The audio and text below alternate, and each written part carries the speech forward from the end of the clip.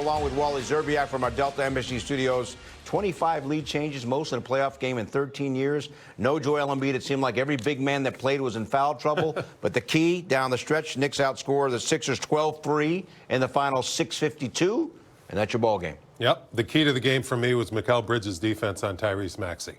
In that fourth quarter, Maxey couldn't get loose. He couldn't get going. He's their closer. He's their guy. With no Embiid, when the game tightens up in that fourth quarter, you need your all-star and your superstar to make plays, and Maxey couldn't create much for himself, couldn't create much good looks for his teammates. His teammates missed some open shots down the stretch in the fourth quarter, but the bottom line is the Knicks defense locked down in that fourth quarter, and that's how they took over this game and won this game and got to a 2-0 lead in the series, which is a nice lead to take care of home court. All right, big plays, Wally, presented by Four Leaf Federal Credit Union. Knicks trailed by 1 after the third quarter, but you had Captain Clutch coming up big, as always, in the clutch, and the Knicks were able to pull it out down the stretch to win this game. Yeah, and how good has OG Anunoby been? The versatility that he can play with. He played the 5 for a lot of minutes in today's game. There's a big 3. That was one of the last buckets that Philly was able to generate in the fourth quarter.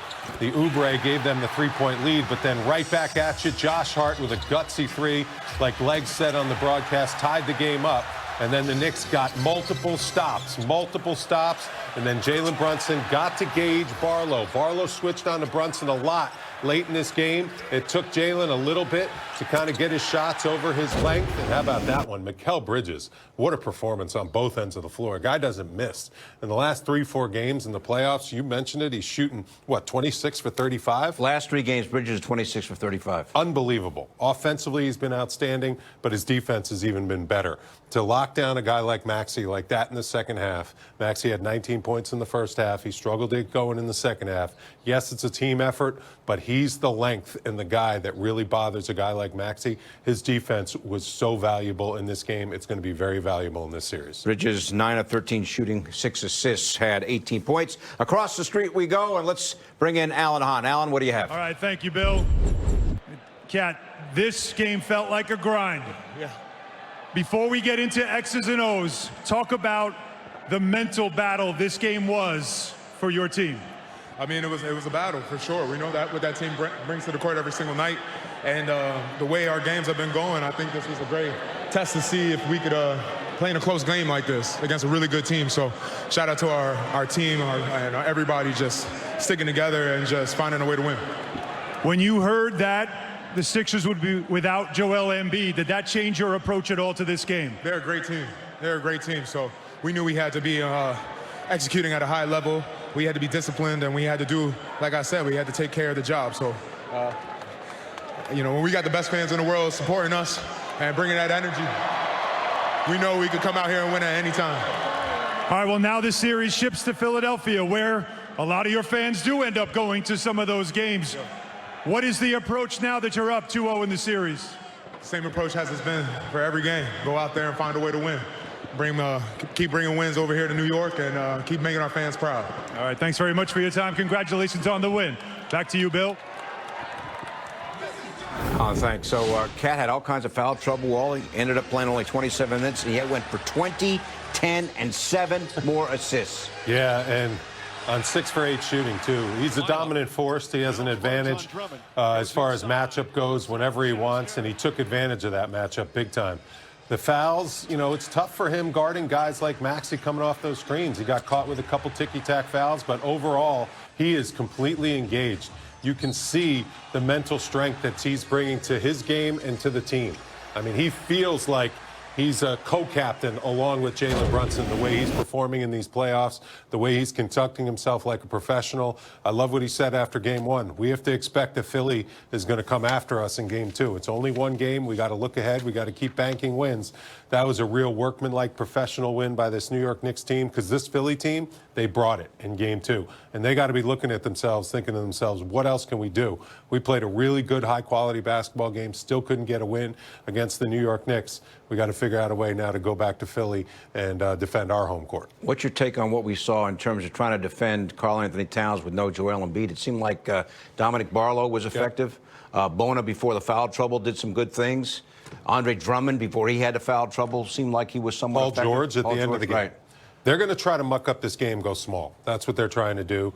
They're trying to get 5 shooters out there. Dominic Barlow, you can switch him onto Jalen Brunson. He did a pretty good job. He's going to be a pretty effective piece if there is no Joel Embiid going through the rest of the series. The key with Joel Embiid is, can he get healthy enough to play defensively? Because when he's out there on the floor, he's a huge liability because he can't move. So the Knicks can get whatever they want on the offensive end of the floor when he's out there. This Philly team is much tougher to score on when Embiid is not on the floor. Obviously, there's not as good offensively because Embiid's an offensive powerhouse and a force who knows how to get fouled and knows how to score. But defensively, they gave the Knicks a lot more problems because of their ability to switch. They had more athletic defenders, more active defenders.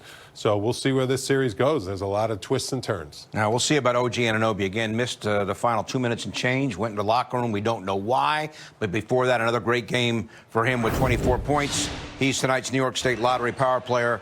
And let's hope, obviously, that it's nothing significant physically for Anunoby. But he was fantastic again, Wally. Fantastic. And he's like a queen on a chessboard in these playoffs. The way that you can play him in so many different ways and so many different positions.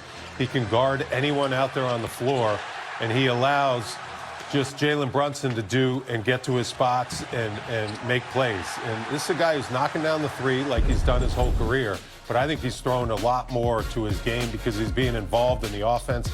Look at the field goal percentage. That's high because of the cuts, because of Karl Anthony Towns finding him for easy dunks, layups, stuff in transition, field goals through the roof. Now, here's a question. If Jalen Brunson's running the offense, how come Anunoby is not getting the opportunities he has gotten recently with a lot of the offense going through Towns?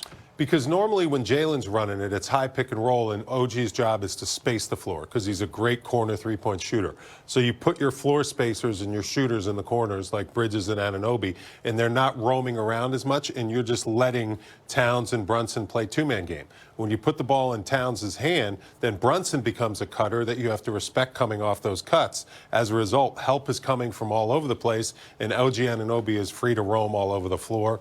He's also benefited from any type of steal or turnover. He's quick in transition to finish.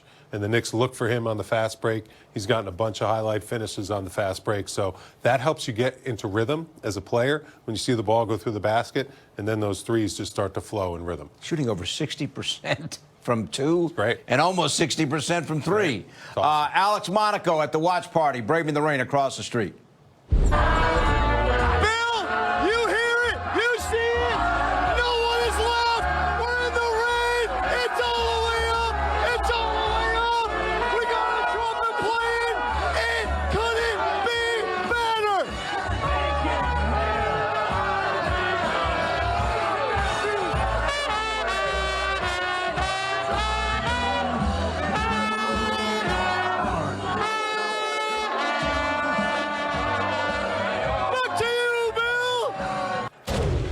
All else fails, Alex can conduct the orchestra.